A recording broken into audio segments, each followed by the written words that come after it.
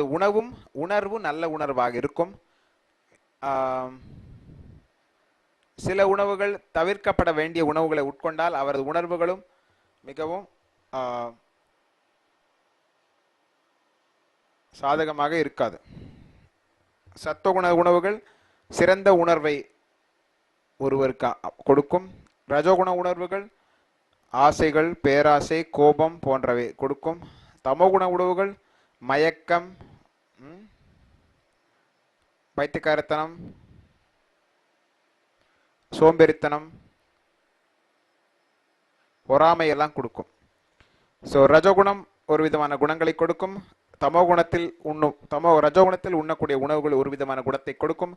தமோகுணத்தில் உண்ணக்கூடிய உணவுகள் ஒரு விதமான குணத்தை கொடுக்கும். ஸோ நம்ம என்ன சாப்பிட்றோம் அது மிக மிக முக்கியம்.